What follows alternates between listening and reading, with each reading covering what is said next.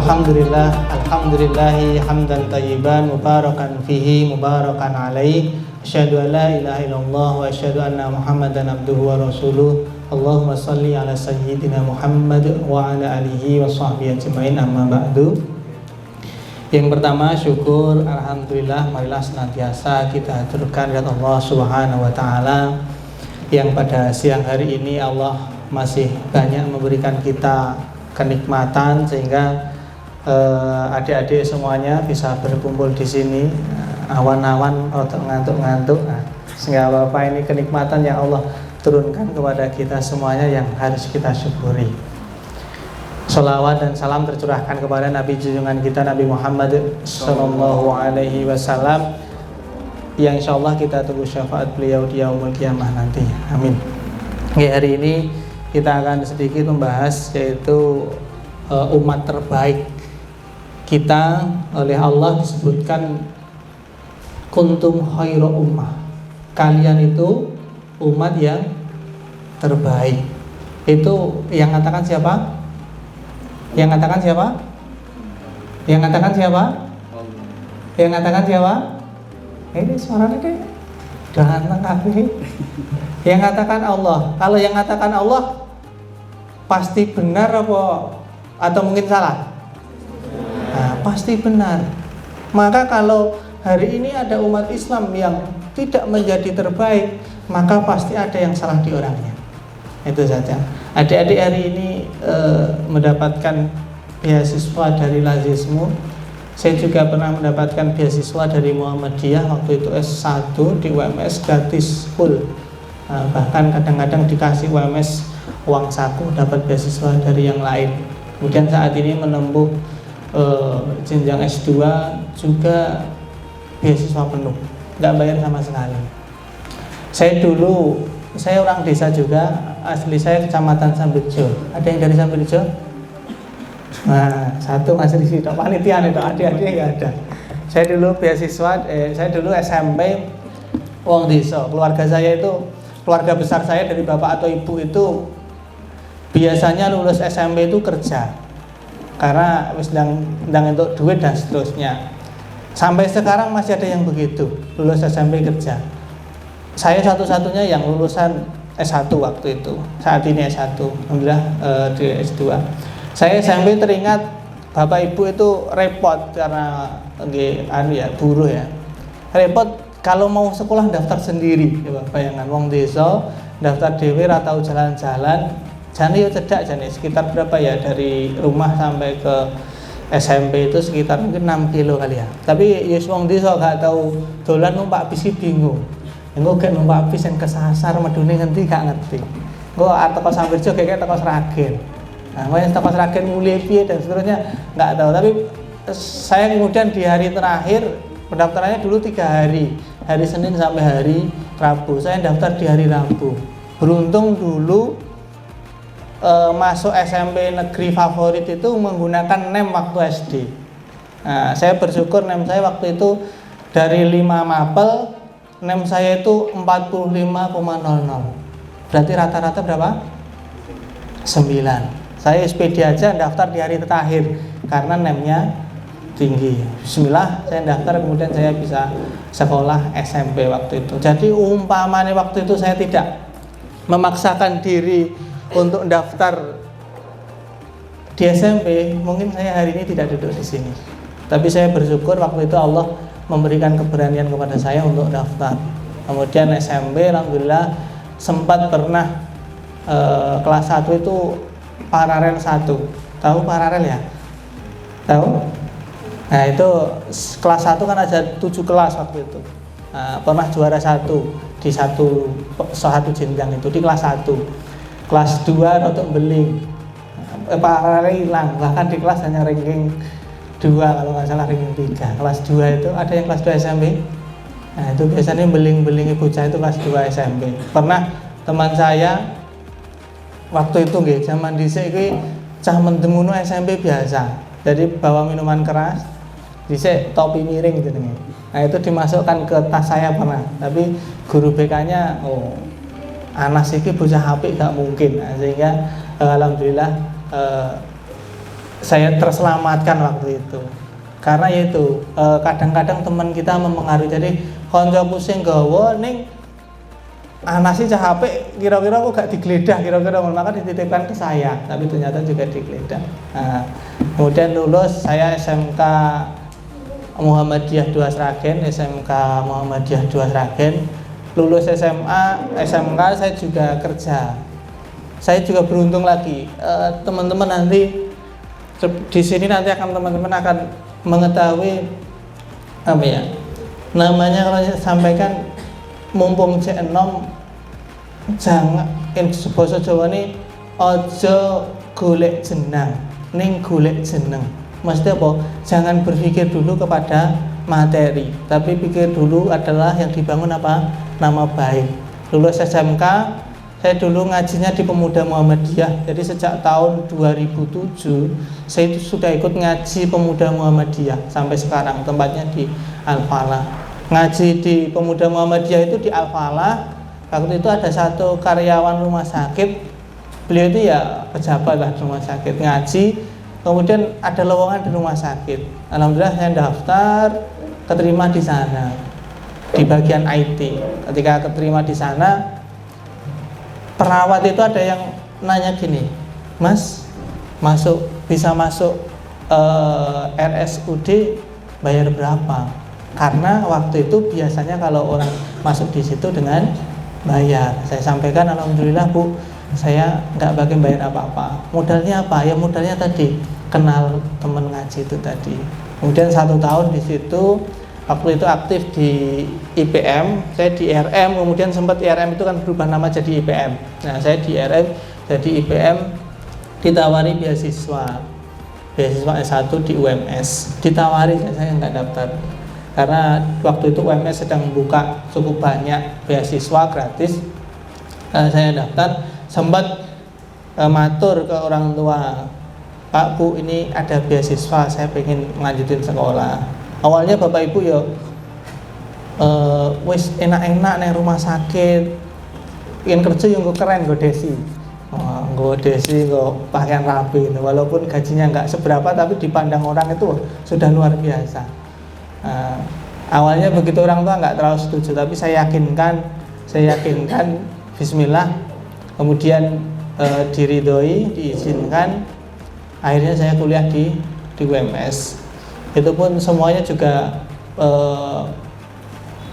sambil nyambi yang lain, jadi kuliah gratis untuk sehari-hari, untuk mungkin tugas dan yang lain-lain, hampir tidak pernah minta orang tua. Sempat aktif di UMS, namanya di lembaga karir waktu kuliah.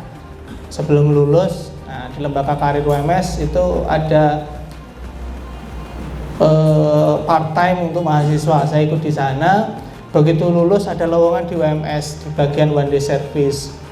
Nah, karena sudah kenal dengan orang di UMS sehingga tes masuk di UMS sekitar 8 bulan.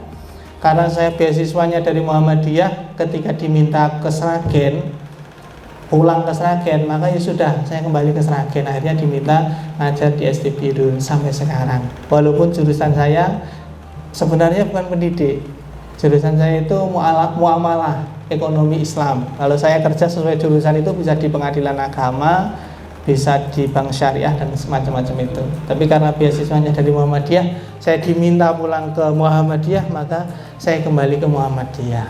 Mengalir saja, saya berusaha memberikan yang terbaik di SD Birul. Di 1 tahun terakhir ini diamanai menjadi kepala sekolah SD Birul, salah satu sekolah dengan siswa terbanyak di Jawa Tengah. Sekolah dasar SD siswanya 1240.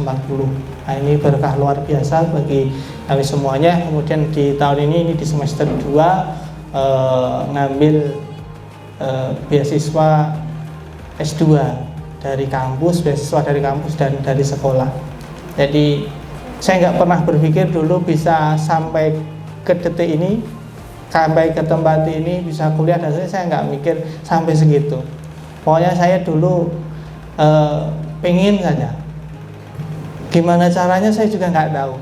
Jadi proses kuliah S1, S2 itu saya nggak tahu gimana caranya, nggak tahu. Saya pengen ya Allah, kemudian Allah yang memudahkan. Karena apa? Karena memberikan yang terbaik. Oke, lanjut Mas. Ini Allah menyebutkan kuntum khaira ummat ukhrijat linnas.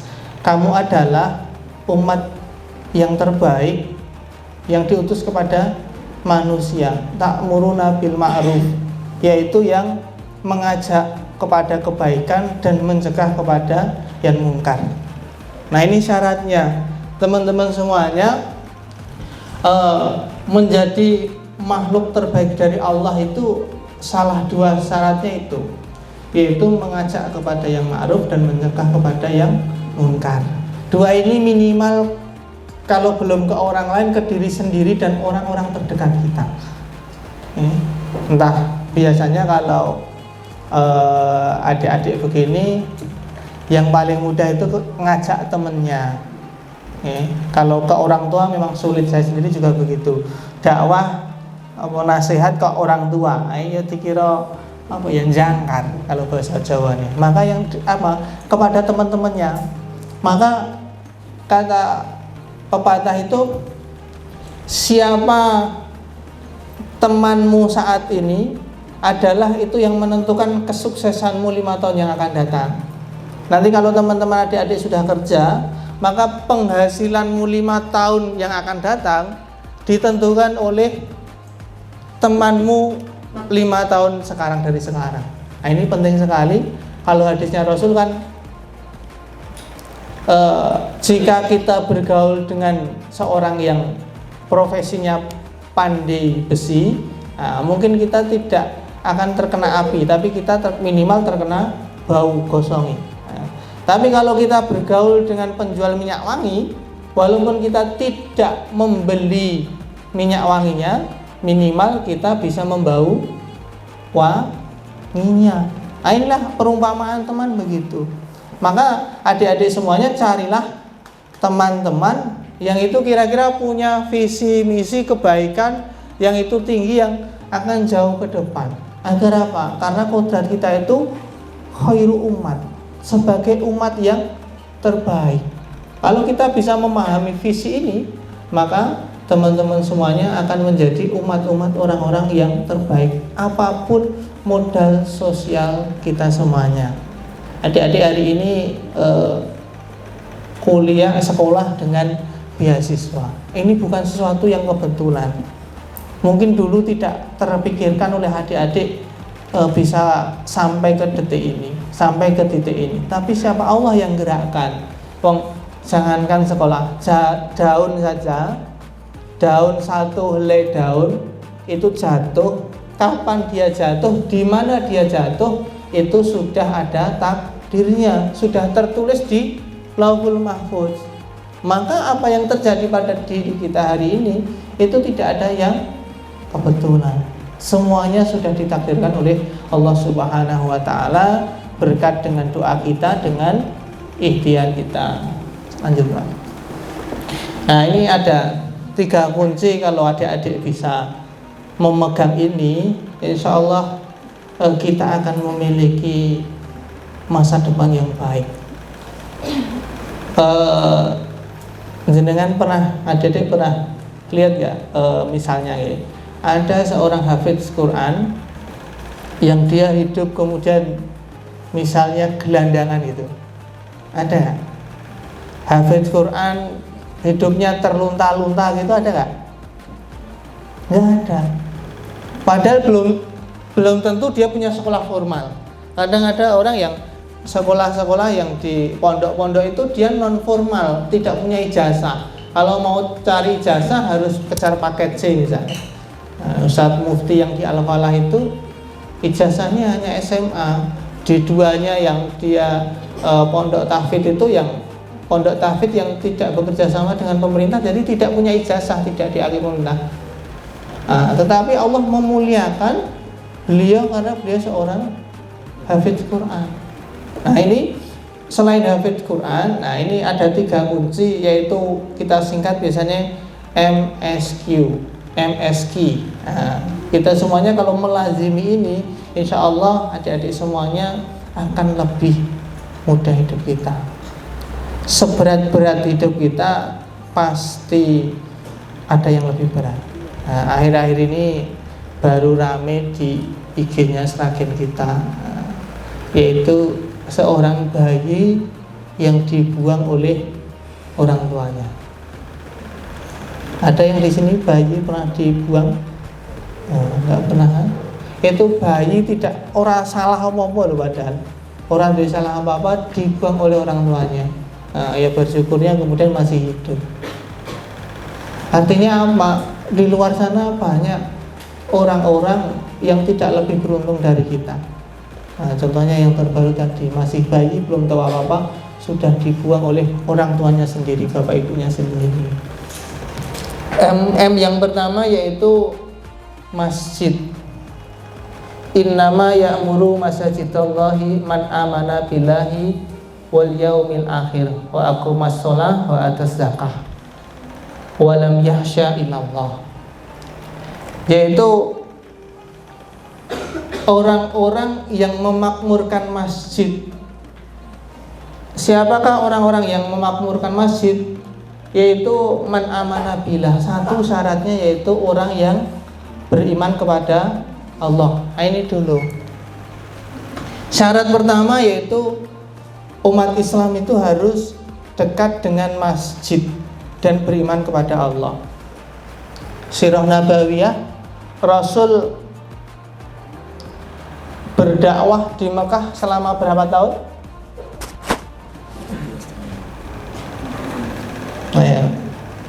Rasulullah berdakwah di Mekah selama berapa tahun? Gak ada yang tahu. Berapa tahun? Belajar sirah nggak ini? Yang di pondok, masih ngerti, masa tak ngerti. Rasul itu kan berdakwah 2 periode, satu di Mekah, satunya di Madinah. Yang di Mekah berapa tahun? 13 tahun. Hah? Berapa? Ini dari saya ngerti. Ya, At-Taqwa, yang dari At-Taqwa mana yang dari At-Taqwa Miri? Yang dari pondok At-Taqwa Miri. Angkat tangannya, angkat tangannya, angkat tangannya, angkat tangannya. Di urung ketok, rada dhuwur angkat tangannya. Nah. Kemudian dari Dimsa, mana dari Dimsa? Enggak kelihatan, Mbak. Siji, loro, telu. Rada dhuwur nih, Pak. Ketok angkat ya. Oke. Dari mana lagi? Yang dari Sragen Kota, yang sekolahnya Sragen Kota, SMA, SMK Sragen Kota. Siapa? 1, 2, 3. Yang ini putra dari mana, Mas? SMA-nya mana? Oh, SMK Muhammadiyah 2. Jangan isin-isin nih SMK Muhammadiyah 2 we. Yang putri di mana, Mbak? Sekolahnya mana? SMK Muhammadiyah 1 Sragen, tambah nih SMK Muda. Yang lainnya mana? Hah? Yang SMP siapa? SMP mana? SMP Azhar 2. Satu. Itu dari mana, SMP mana, Mbak? SMP Muhammadiyah 4 Sukodono. Oh, ada. Mana Sukodono sudah datang. Nggih. Ini sekolah Muhammadiyah kabeh lho ya, sekolah Islam kabeh lho. Rasul berdakwah di Mekah berapa tahun? Berapa? Nah, 13 tahun. Saya ada, nggak bisa ditampilkan ya. Orang Indonesia itu ini yang nyampaikan Kang Randy Saputra. Tanya kepada temennya kerja di Norwegia. Kamu kerja di Norwegia, nationality-nya mana saja? Beliau mengatakan yang di Norwegia itu ada dari Pakistan, ada India, ada Indonesia. Kemudian Kang Randy ini tanya, kira-kira orang Indonesia bisa bersaing nggak dengan orang India, Pakistan dan yang lain? Oh, bisa. Orang Indonesia itu pinter-pinter, tetapi nggak berani ngomong. Jadi kalau ada rapat gitu, yang berani ngomong paling banyak ngomong itu orang India. Karena orang India sejak kecil sudah dia otak kanan, otak kirinya dia jalan. Nah, kalau contoh aja film India, kalau dia nyanyi pasti sambil nari. Nyanyi itu kan otak kiri ngapalin teks itu. Tapi kalau yang nari itu kan otak kanan. Maka orang India itu dia otak kiri dan otak kanannya jalan. Otak kiri otak kanannya jalan. Jadi kalau ada forum begini berani ngomong. Ketika orang India ngomong, orang Indonesia ki meneng wae. Ambi batin. Halah, mung kaya ngono aku ya iso. Ning mung di batin itu masalahnya. Jadi pinter wong Indonesia ini nggak berani ngomong, itulah problem kita. Maka dari semuanya, ayo nggak apa-apa, jangan takut salah. Nanti habiskan dulu jatah salah kita. Orang itu pasti punya jatah salah dan jatah benar, jatah sukses, jatah gagal. Maka mumpung masih muda, rodok gak disin gak apa-apa. Nah, habiskan jatah salah kita dan habiskan jatah gagal kita. Nanti kalau sudah dewasa tinggal kita tinggal baiknya, tinggal suksesnya. 13 tahun kembali lagi. Rasulullah itu 13 tahun di Mekah. Ketika di Mekah itu hanya sekitar 100 saja sahabatnya. Jadi pengikutnya Rasulullah Muhammad SAW di Mekah 13 tahun hanya sekitar 100 orang saja, padahal 13 tahun. Kalau dakwah di mana yang terkenal, rumahnya siapa? Arqam bin Arqam. Itu dakwahnya dari rumah ke rumah karena di Masjidil Haram belum bisa. Kemudian begitu geser hijrah ke Madinah, di Madinah berapa tahun? 10 tahun. Berapa jumlah pengikutnya sahabatnya ketika haji wada? 100.000 lebih. Yang di Mekah 13 tahun hanya sekitar 100 sahabat. Tapi begitu hijrah ke Madinah, di Madinah beliau sahabatnya 100.000 lebih. Ada yang mengatakan 140.000 dan seterusnya. Banyak. Kenapa bisa begitu? Salah satunya karena di Madinah beliau Rasulullah SAW punya markas, punya tempat mengatur strategi yang bernama Masjid Nabawi. Maka Rasulullah kalau mengatur strategi perang, mengobati orang luka, bermusyawarah, itu tempatnya di masjid. Menerima utusan kenegaraan itu tempatnya di masjid. Sampai Khulafaur Rasyidin juga begitu. Dari zamannya Abu Bakar, Umar, Utsman, Ali masih di masjid. Kemudian zaman setelah Khulafaur Rasyidin, setelah Ali bin Abi Thalib, khalifahnya siapa? Nah betul, Muawiyah geser, tidak lagi di masjid tapi membangun kerajaan-kerajaan. Nah, itulah kemudian Islam mulai tergeser. Kita mengenalnya khalifah terbaik itu, keemasan itu ya di Khulafaur Rasyidin. Di mana tempatnya itu di masjid. Apalagi yang bagi adik-adik yang putra, harus sering-sering ke masjid karena itu pusat peradabannya umat Islam. Sejarah kebangkitan, sejarah umat Islam itu sejarah masjid dimanapun berada. Dari sejak zaman Rasulullah sampai zaman para sahabat dan seterusnya sampai zaman kekhalifahan. Masjid itu adalah tempat yang terbaik. Saelek-eleke wong ning masjid yen krungu adzan ku ya mesti salat. Nah, maka di Al-Falah dulu ketika kita awal pandemi ada wifi kan itu. Nah, adik-adik sekolah SMP itu ada satu sing mesti saben dina hampir setiap hari nang Masjid Al-Falah wifi-nan. Nah, nang pojok kidul buri dekat yang selatannya yang untuk tempat sholat putri itu hampir setiap hari di situ. Nggarap tugas ngono ya sedilit bar kuwi ngegame. Wis sedina utuh ngegame ta. Tidak apa-apa kami biarkan. Kenapa? Karena kalau anak ini ngegame di masjid ketika azan minimal dia sholat. Tapi kalau ngegame neng warnet juga, kira-kira adzan sholat atau ora? Ora, jangankan sholat maem wae kadang lali, mulih wae lali, atus wae lali. Moro-moro wis esuk lho, wis esuk. Padahal ngegame. Maka minimal masjid itu begitu, lingkungannya baik. Maka adik-adik semuanya yang putri juga begitu. Kalau dulu kan memang tidak disarankan atau diperbolehkan perempuan itu sholat di rumah karena takut menjadi fitnah. Karena Arab itu kan gelap dan seterusnya waktu itu. Masjid masih jauh, takut terjadi fitnah. Kalau zaman sekarang saya lihat mayoritas sudah tidak terjadi lagi seperti itu. Maka silakan, nggak apa-apa.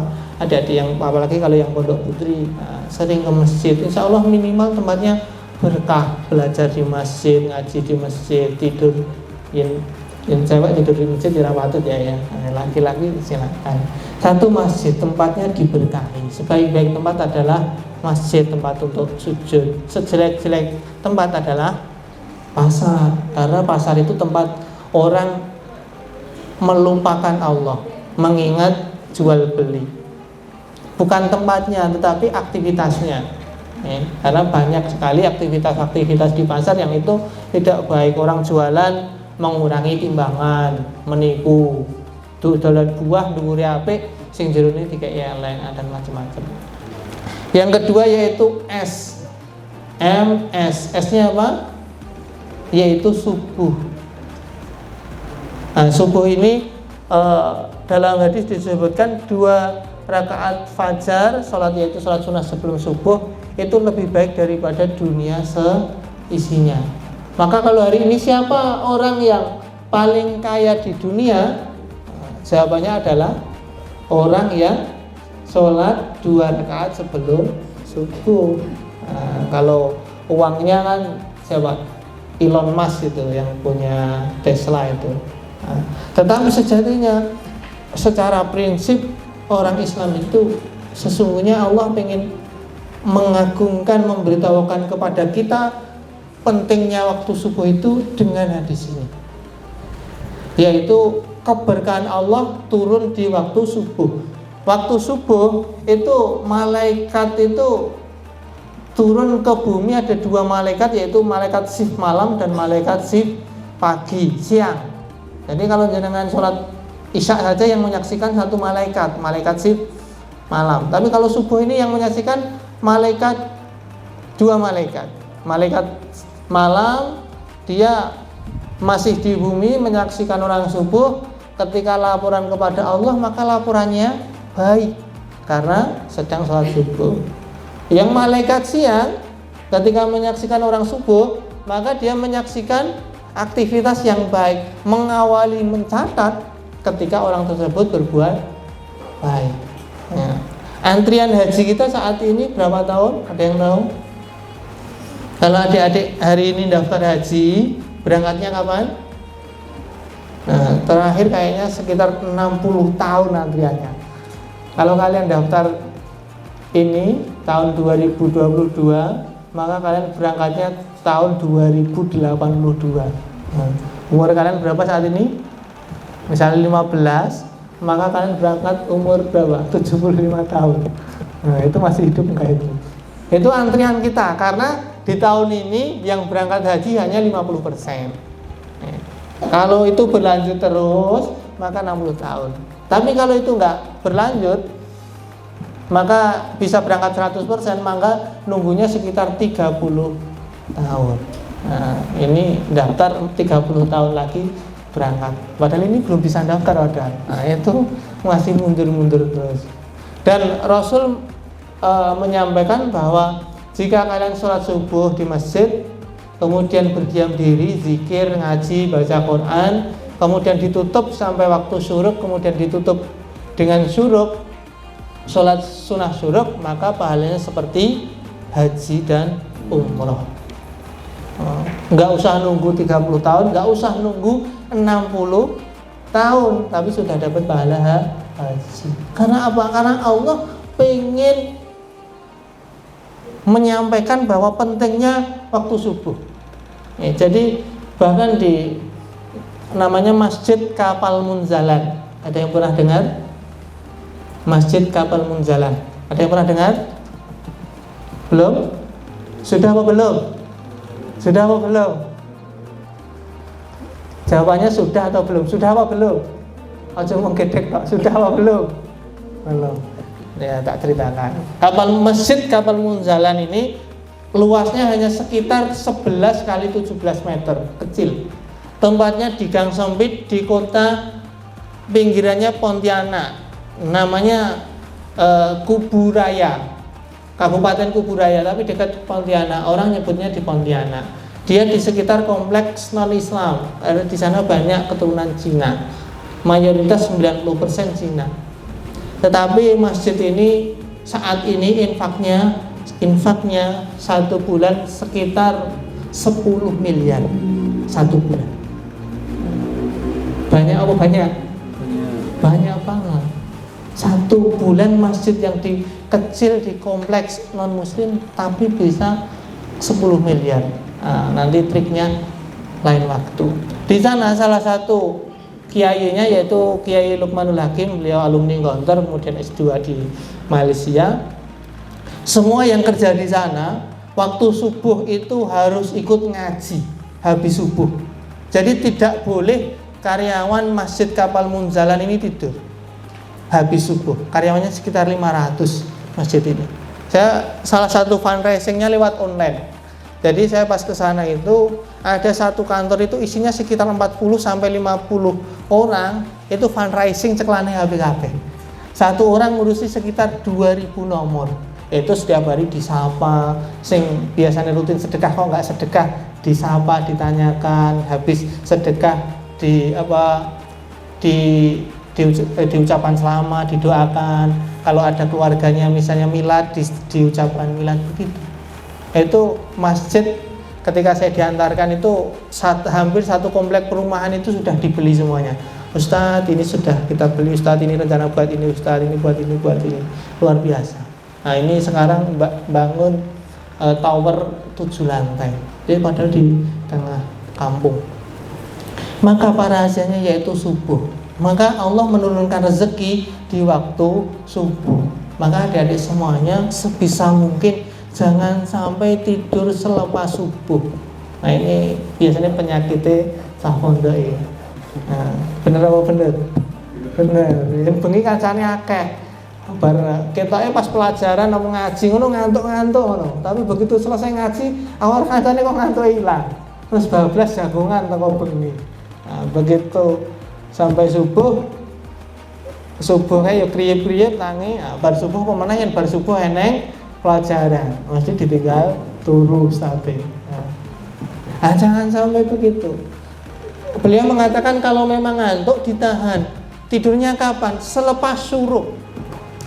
Atau selepas duha, jam 6, jam 7 silakan tidur lagi. Tapi jangan sampai selepas subuh itu tidur, karena Allah menurunkan rezeki di waktu itu. Itu adalah waktu-waktu yang doanya mustajab. Waktu-waktu yang sangat berharga, jangan sampai kita sia-siakan. Nah ini yang banyak terlewatkan. Orang Islam lupa keberkahan di waktu subuh.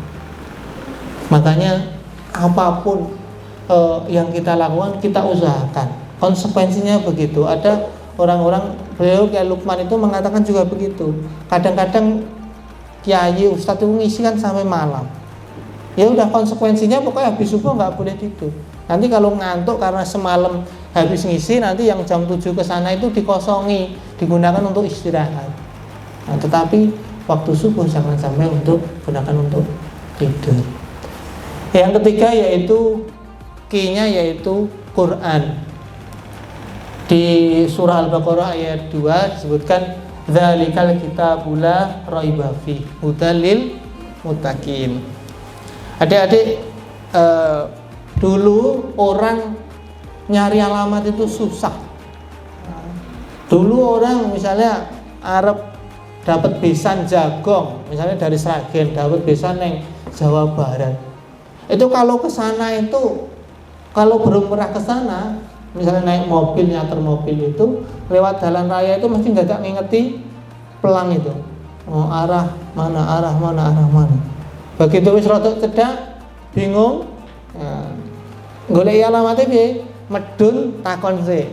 Pak, Bu, ini alamatnya mana? Oh, kono Mas, muter. Burung Pak, Bu, mana? Oh, cedak Mas, gari kono. Bareng cedak kono bareng ditutki kok ora tekan-tekan. Nah, gari kono mas, buri kono. Nah, berarti kan nggak ketemu. Orang mencari alamat sulit. Kalau sekarang mau kemanapun gampang dengan apa? Nah, Google Map, Sherlock, begitu Sherlock itu wes entah nggo motor, entah nggo mobil atau apapun sekali ngikuti enak karena tujuannya jelas. Nah, kereta cepat di Jepang namanya apa?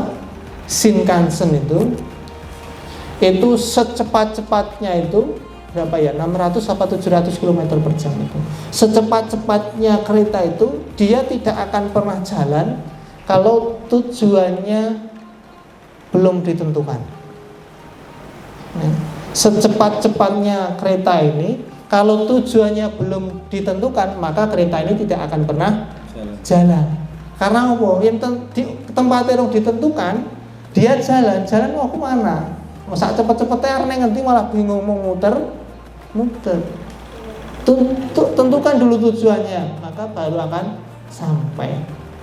Nah, Google Map tadi, ketika Sherlock itu, maka syarat yang pertama apa? Harus jelas tujuannya dulu. Wah, Sherlock kok kayaknya tujuannya itu sing Sherlock nanti. Arep mlaku ning ngendi ngetan apa ngulon apa ngalor apa ngidul. Nah kan gak jelas. Maka Sherlock itu yang pertama adalah arep nang SMK Miri. Saya belum tahu tempatnya misalnya. Ustaz Budi, Sherlock dong. Begitu di Sherlock, saya tinggal lihat HP, belok kanan, 50 meter lagi belok kiri. Nah itu tinggal ikuti itu. Tetapi kalau di tengah jalan, ketika saya belum pernah ke SMK Miri, kok ndelale pulsane entek. Nah, piye terus? Bisa nggak Google Map-nya? Bisa nggak Google Map-nya? Kalau pulsanya habis? Nggak bisa. Pulsane isek ndelale baterainya lowbat. Nang tengah jalan HP ini mati. Kira-kira bisa nggak Google Map-nya? Nggak bisa, HP ini mati. Maka Quran ini yaitu Dzalikal Kitabullah. Kitab ini tidak ada keraguan padanya, petunjuk bagi orang-orang yang bertakwa. Ini kita ibaratkan seperti Google Map yang menuntun kita kepada tujuan kita. Tujuannya apa? Oh, surga. Jalannya apa? Jalannya pakai Quran. Kita mau ke sana kemari, tujuannya jelas pakai Google Map, petunjuk arah. Maka harus jelas. Satu, tujuannya jelas. Yang kedua yaitu alat untuk ke sana, petunjuknya juga harus jelas. Maka yang ketiga ini adalah Quran. Maka adik-adik semuanya, Rasul itu tidak mewariskan apa-apa kepada umatnya kecuali satu, yaitu Quran. Ya. Warisan terbaik para nabi itu adalah ajarannya, kitab sucinya. Maka Nabi Sulaiman mungkin meninggalkan, mewariskan kerajaan. Tetapi hari ini apakah kita masih menyaksikan kerajaannya Sulaiman? Gak bisa. Sekaya apapun Sulaiman alaihissalam, kita tidak bisa menikmati karena bentuknya barang. Tapi Rasulullah Muhammad SAW meninggalkan Quran, dan ini menjadi petunjuk kita semuanya. Maka tiga ini, masjid, subuh, Quran. Ini tiga kunci menjadi umat yang terbaik. Lanjut. Sampai jam berapa ini? Setengah telu, serampung berarti. Oke, ini yang terakhir. Jadi masih banyak. Utlubul ilma minal mahdi ilal mahdi. Ini bukan hadis, disampaikan hadisnya sanadnya terputus. Ada yang mengatakan ulama, perkataan ulama. Tapi insya Allah ini suatu yang baik, yaitu mencari ilmu itu dari mulai buayan, dari bayi sampai kita sampai liang lahat, sampai meninggal. Dari bayi gimana? Apakah ada yang di sini begitu lahir bisa langsung jalan? Ada? Lain medeni wong begitu lahir langsung laku-laku. Nah, enggak ada. Bahkan orang normal, bayi normal itu bisa jalan umur berapa? Sekitar berapa?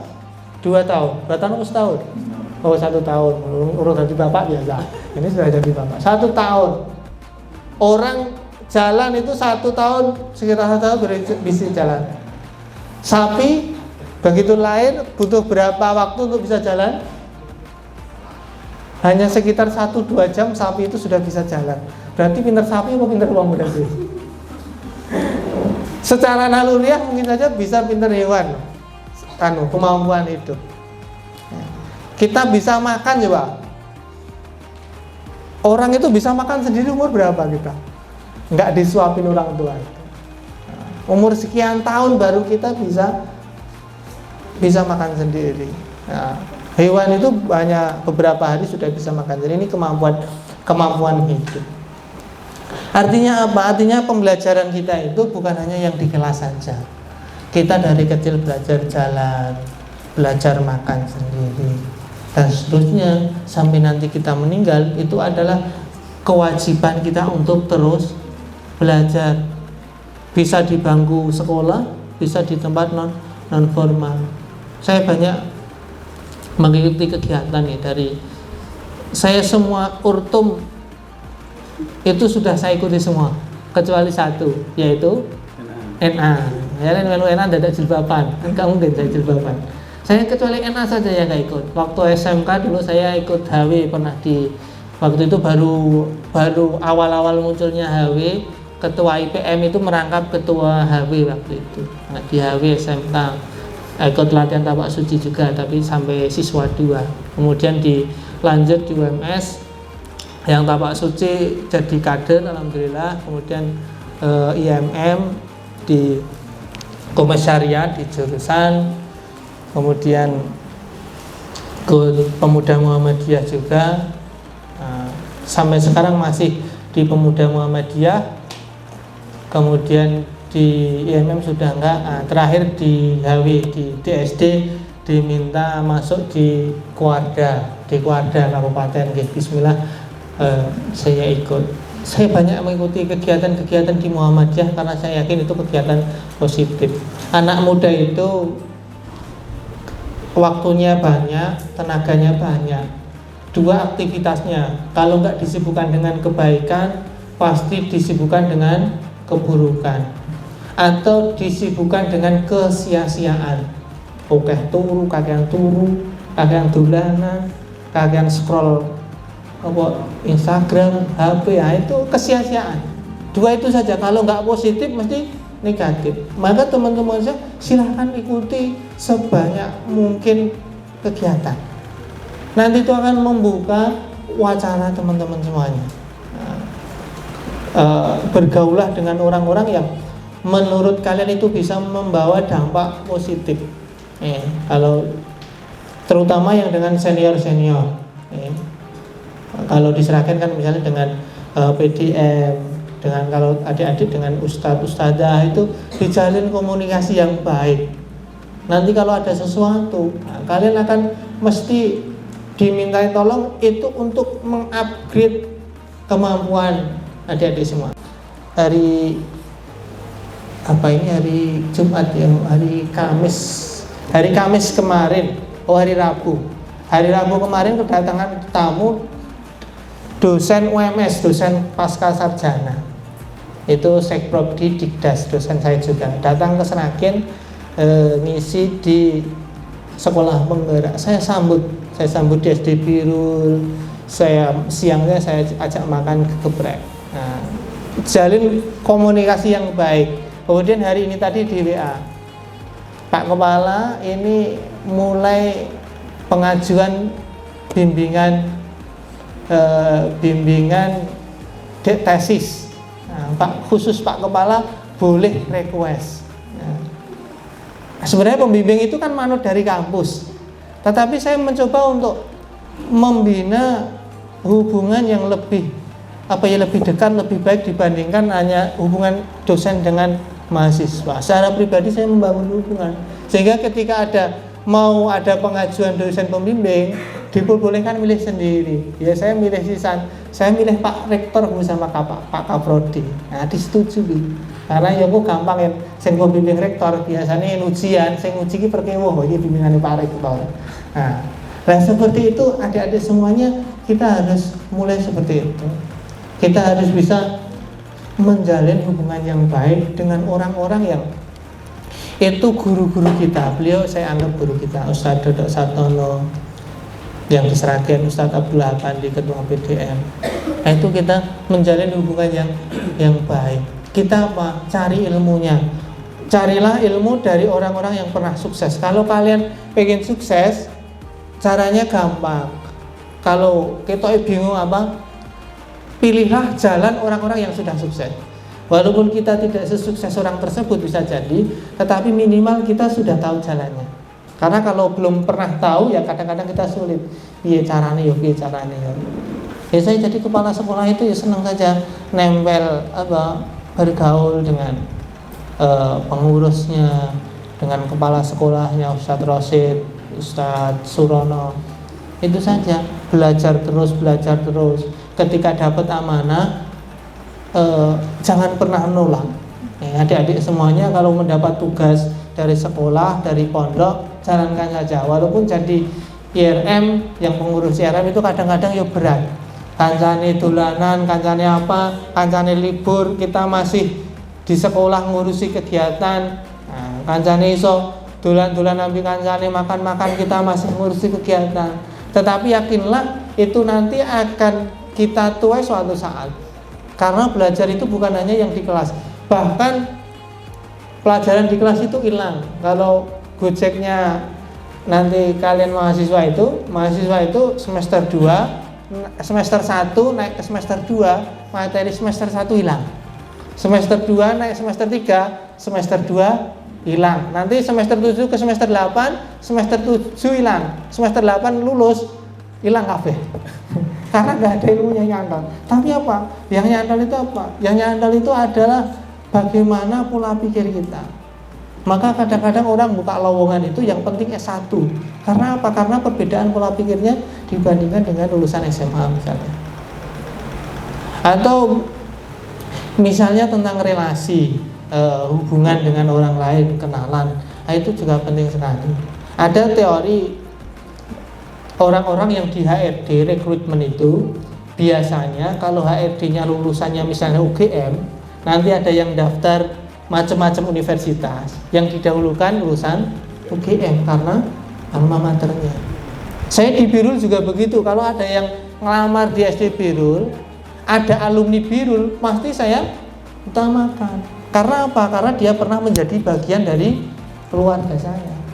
Nah itulah pentingnya membangun hubungan baik. Kenal dengan orang itu penting. Karena apa? Karena tadi loh, teman tadi loh. Saya yakin orang-orang yang pernah di Birul, insya Allah orang baik sebagian besar nih.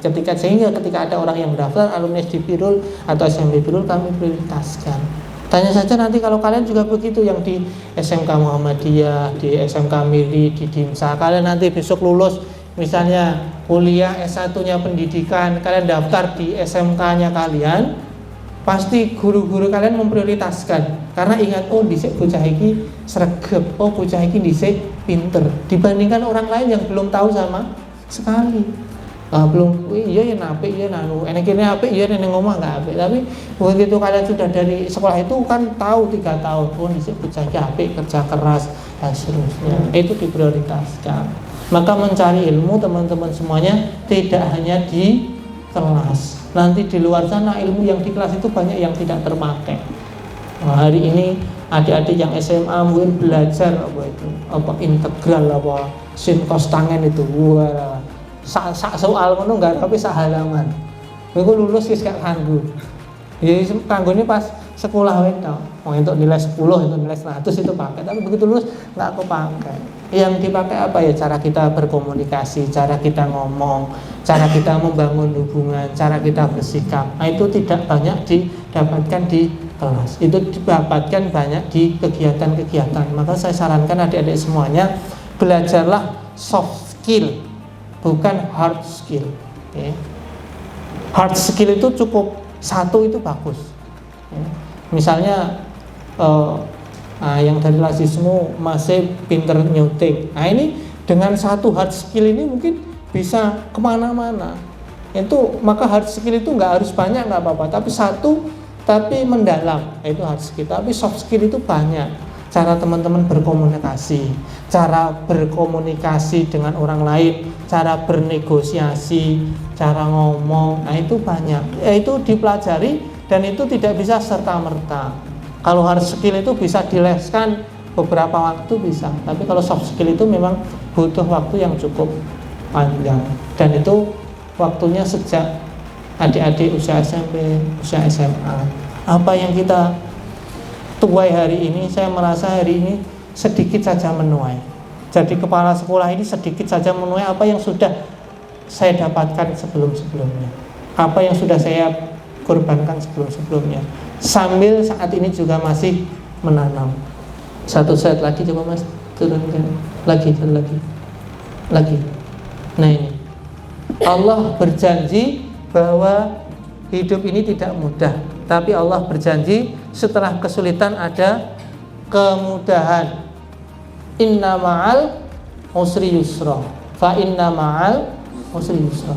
Setelah kesulitan ada kemudahan. Maka ada teori dalam buku suprarasional itu, mari kita setting kesulitan-kesulitan dalam hidup kita. Mari kita mencari kesulitan-kesulitan hidup agar nanti mendapatkan kemudahan. Kesulitan yang kita setting itu insya Allah lebih nikmat daripada yang tidak kita setting. Contoh misalnya tidak kita setting, adik-adik yang saya mohon maaf, nauzubillah, naik motor kemudian kecelakaan. Misalnya ada orang kecelakaan, kakinya patah, pasti dia trauma, pasti dia sedih sekali karena tidak disetting. Maka marilah kita setting kesedihan-kesedihan kita, kesulitan-kesulitan kita. Setelah itu biar mendapatkan kemudahan. Karena itu janji Allah. Tidak ada kok kemudahan terus itu nggak ada. Nggak ada kok kesulitan terus itu nggak ada. Maka pasti setelah malam itu pasti akan terbit matahari. Nggak mungkin kok malam terus. Maka setelah kesusahan itu pasti ada kemudahan. Contoh kita nyeting kesulitan. Puasa Senin Kamis itu hukumnya apa? Sunnah. Adik-adik boleh melaksanakan, boleh enggak. Tapi mungkin ada sebagian kita yang merancang kesusahan kita dengan puasa Senin Kamis. Puasa Daud itu wajib apa sunnah? Sunnah. Beratnya luar biasa puasa Daud itu, istiqomahnya.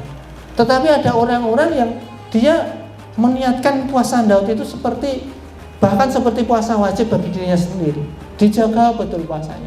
Padahal boleh nggak puasa, karena dia sedang men-setting kesusahan untuk dirinya sendiri. Bangun jam 3 malam, setengah 3 malam, jam 4 malam, setengah 4 malam, itu susah apa gampang? Susah, yang lerang-lereng wong turu. Tetapi ada orang-orang yang istiqomah bangun tahajud di sepertiga malam. Orang ini sedang menyeting kesusahan pada dirinya sendiri. Ada orang-orang yang kalau belajar gitu, walah, luar biasa. Ada 3-4 jam digunakan untuk belajar setiap hari. Padahal bisa jadi dia memilih untuk tidak belajar. Maka saat ini dia sedang menyeting kesusahan untuk dirinya sendiri. Agar apa? Agar kelak Allah terbitkan kemudahan setelah kesusahan itu. Daripada kita tidak sengaja mendapatkan kesusahan, mending kita setting kesusahan. Kalian punya uang 10.000 jatah makan siang, disangoni 10.000 ke makan siang. 10.000 iso entuk ayam, nasi ayam. Kalian ngambil 5.000 hari Jumat dimasukkan kotak infak, maam kalian tinggal 5.000. Mbok ke maam hanya cukup untuk beli gorengan, nasi sama gorengan. Kita sedang menyeting untuk kesusahan. Iso enak tuku ayam tapi kita infakkan 5.000, yang 5.000 kita untuk makan. Kita sedang menyeting kesusahan itu. Maka adik-adik semuanya, kalau hari-hari ini kita sedang menyeting kesusahan, hari-hari ini kita sudah dalam hidup kita ada kesusahan, maka kita tinggal nunggu saja kapan Allah menerbitkan matahari kemudahan itu. Tetapi kalau kita hari-hari ini mung penak tok, wis kancane sinau ditinggal turu, kancane hafalan Quran yo buka sithik wis ditutup kerai seleka, kancane ngaji sore awake bal-balan. Maka kita hari ini sedang mencari kemudahan. Kalau kita sudah mencari kemudahan itu, tunggulah saatnya kita mendapatkan kesulitan. Ini saya mungkin ini dengan tidak menafikan pekerjaan yang lain. Saya di SMP Sambirjo itu kan memang banyak yang orang desa. Hari-hari ini kalau di grup alumni begitu, ada yang kerjaannya masih jadi buruh, ada yang dipanas dan seterusnya. Dan saya lihat orang-orang yang seperti itu dulu sekolahnya gak pati tenanan. Sekolah sak penake dhewe sinau ya ora tau, mangkat sekolah ya butuh mangkat sekolah, kancane bolos ya bolos. Hari ini hidupnya susah nggih. Mohon maaf nggih, misalnya dibandingkan dengan yang kantoran secara fisik kan lebih berat itu. Walaupun itu juga mulia juga. Tetapi apa?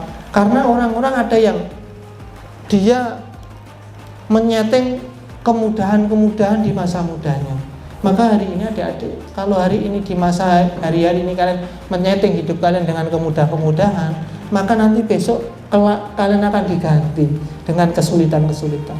Teman-teman kalian yang hari ini ketoknya susah, ngapalin Quran terus, ngaji terus, sinau terus, gak tahu dolanan ambil kancane, gak tahu bal-balan, ngaji terus. Dia hari ini sedang menyetting kesusahannya, kelak dia akan memperoleh kemudahannya, nanti tinggal dibalik saja.